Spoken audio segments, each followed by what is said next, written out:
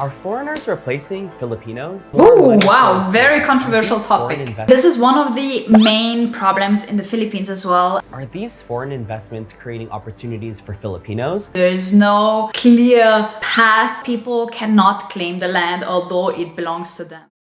Hello, lovely people! What's up, Philippines? Welcome back to another video with your host, Nelly. I am so happy to see you again. Wow, we had some interesting videos in the past few runs. Today is probably also going to be a very interesting topic. Today I'm reacting to the gentrification problem in the Philippines. I don't know what to expect, to be honest. I have a slight idea, but let's see what this is about. Yeah, but before we jump into the video, please do me a solid favor and give this video a thumbs up. Subscribe if you're new to the channel. I am trying to bring some good vibes to you and learn something new with you every day, hopefully. So yeah, this channel has helped me understand the culture and the history of the Philippines. I, for myself, lived there for 4.5 years. I learned a lot during that time. So I think I can say a lot about it. If you're convinced, subscribe and let's just jump into the video.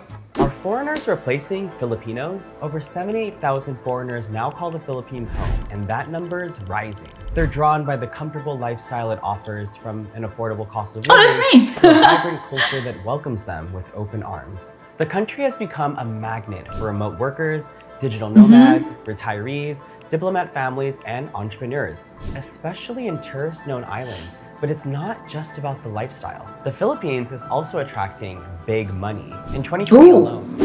Yeah, you guys already saw a few digital nomads, a few influencers / YouTubers there as well. Some of them are my friends. And I must say there has been a huge trend that I felt after the pandemic. It seemed like everybody who was sitting in their homes watching, hopefully, my videos was convinced to come to the Philippines and live by the beach and enjoy the laid-back vibe of the country. 6.5 billion in foreign direct investments poured in, showing the country's growing economic appeal. But this leads to the ugly topic around development: gentrification. When wealthier people and investments move into an area, leading to improved infrastructure and rising property values. While this can boost the economy and attract global attention, it often displaces lower income residents and changes the cultural landscape, raising concerns about who truly benefits. So are foreigners good or bad for the Philippines? Even if more very controversial topic. Foreign investments creating opportunities for Filipinos, or are they just widening the gap between the rich and poor? Is this foreign interest a sign of global recognition, or is it contributing to a new form of economic dependency? I'm Leo Albea, and this is One Down, where we redefine Filipino. Wow, what an intro. Very, very impressive. Already got me hooked. I'm so intrigued to continue watching. I love having these kind of like controversial videos as well, where, you know, we are forced to think about the good and the bad and the ugly, and like everywhere else in the Philippines, we have them all. In the world. Sorry. Filipinos have a long history of welcoming foreigners, and that tradition lives on in Bonifacio Global City, aka BGC, Metro Manila's top business hub. In the last 5 years, BGC's foreign population has surged by 20%, with over 2,000 expats now calling it home.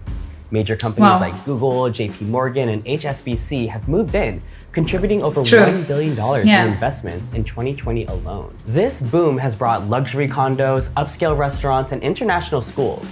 But with property prices rising 15% annually and 2-bedroom apartments now costing 100,000 pesos, about 1,800 USD a month, very expensive, up from 70,000 pesos, about 1,260 USD 5 years ago, many Filipinos find it increasingly unaffordable. We also have to look at the gentrification of our islands from the perspective of our holy trinity: Boracay, Palawan, and Siargao.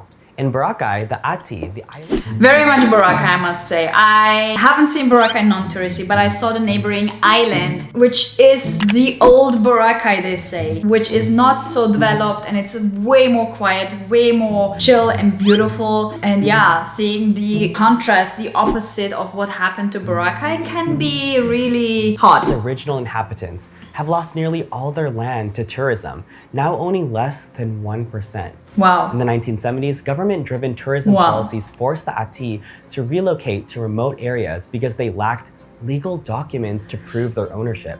By the early 2000s, as Boracay's real estate value soared, By the way, this is one of the main problems in the Philippines as well. I heard so many stories about people struggling to prove that the property belongs to them. It's very complicated apparently. There is no clear path like it is in other countries. So yeah, a lot of people cannot claim the land although it belongs to them. So this is a widespread thing in the Philippines, unfortunately. As real estate value soared, the government and non-Ati land claimants treated the Ati as informal settlers, threatening them with eviction. This is similar to the Tonga people, the original inhabitants of Los Angeles. As LA grew, developers and investors took over their land, leaving them with just a fraction of their ancestral homeland. This is what has happened and is happening in Boracay.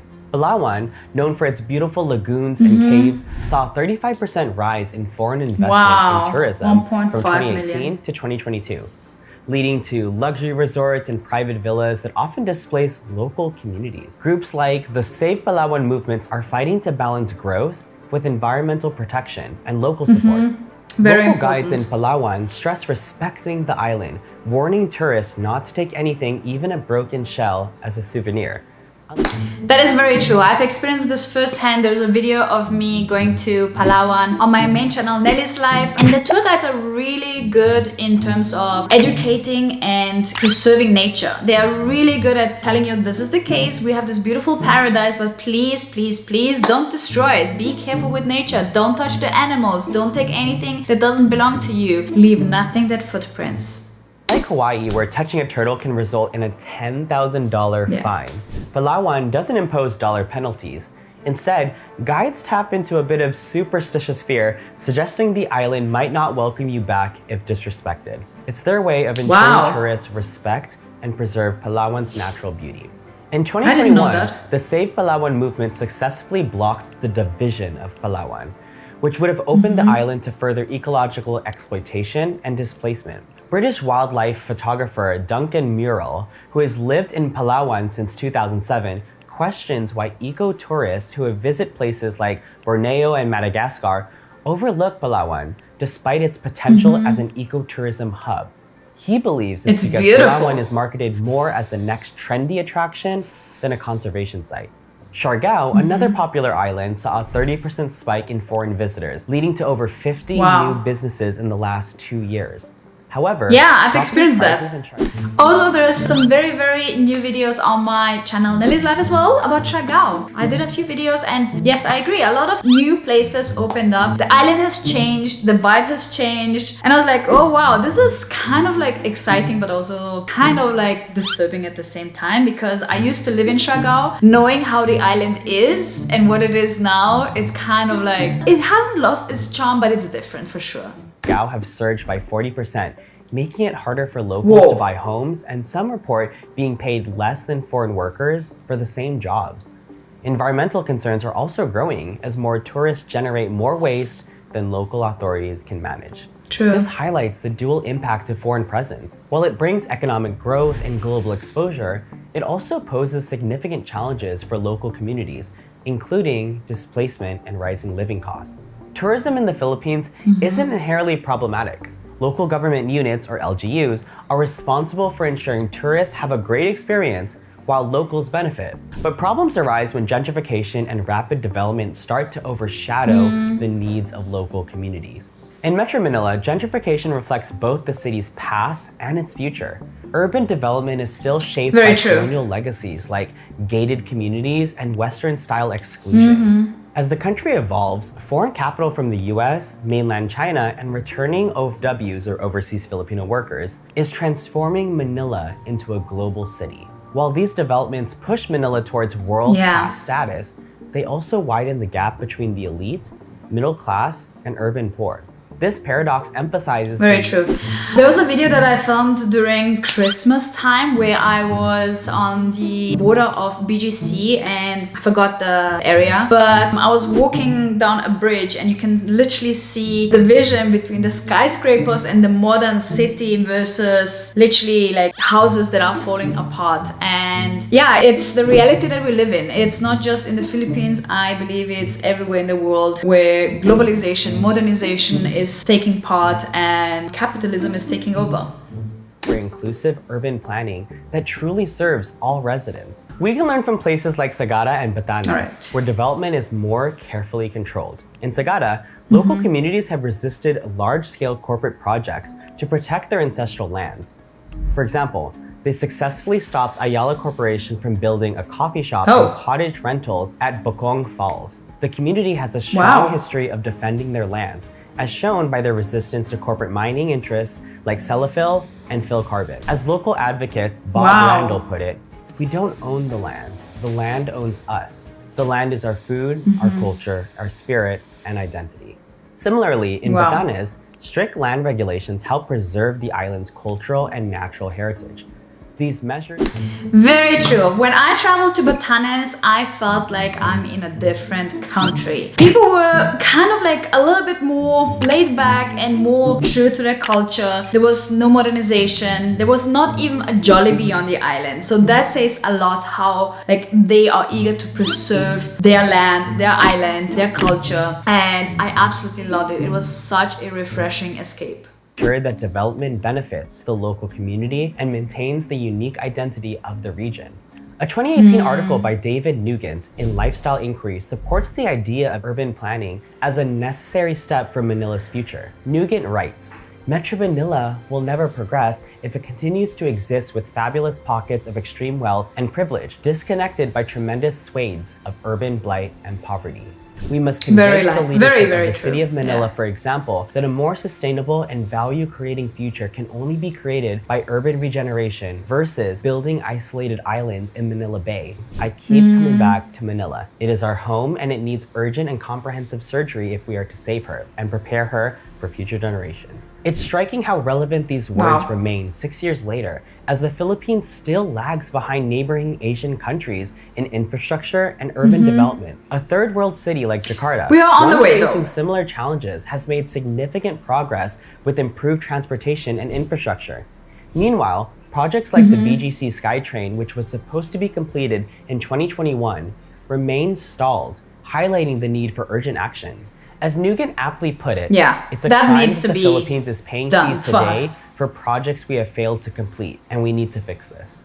In both cities and islands, gentrification should lead to regeneration only when it respects and prioritizes Filipino culture and people. By learning from examples like Sagada and Batanes, we can create a balanced approach to development that benefits everyone, ensuring tourism and urban growth don't harm local communities.